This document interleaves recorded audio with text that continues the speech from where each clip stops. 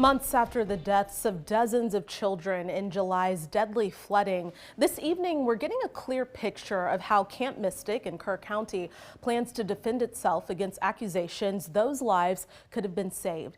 Thank you so much for joining us. I'm Jennifer Sanders. And I'm Daniel Marin. Camp Mystic responded to the lawsuits filed by the families of the 27 young girls killed at the camp. KXAN investigator Kelly Wiley reports from the Travis County Courthouse.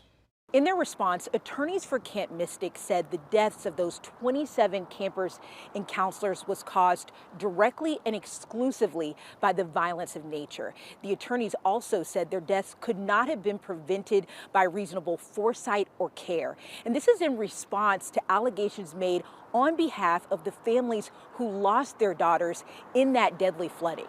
Their attorneys argue the girls' deaths could have been prevented.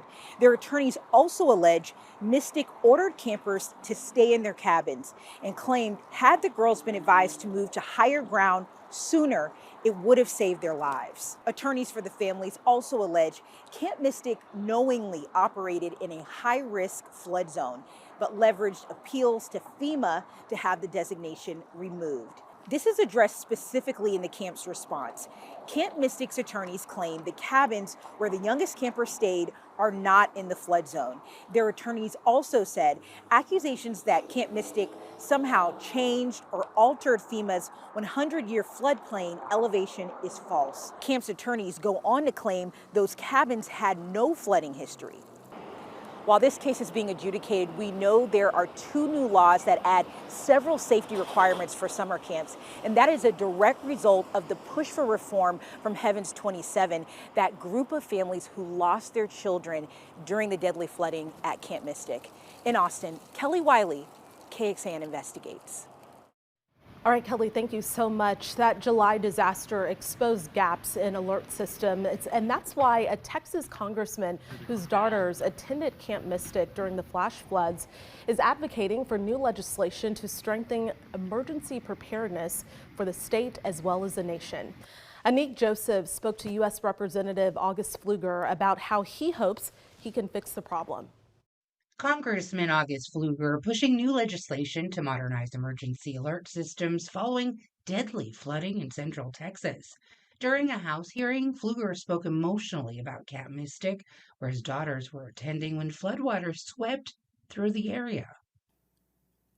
Gosh, it's even hard to talk about it now. But these alerts can be life-saving.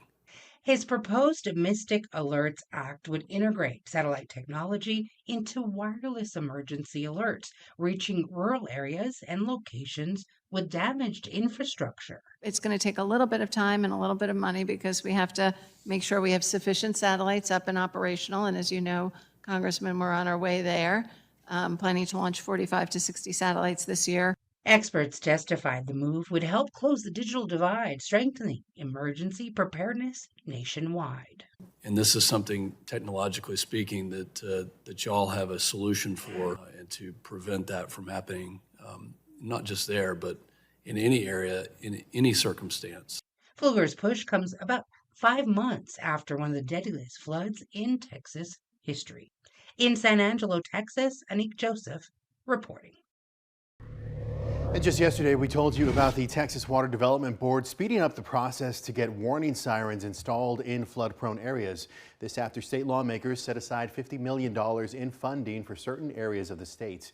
The grant program would likely start in April, with the board then working with counties to disperse the money. We told you the mayor of Lago Vista is asking the board to instead give the money directly to his city to get the sirens up ASAP.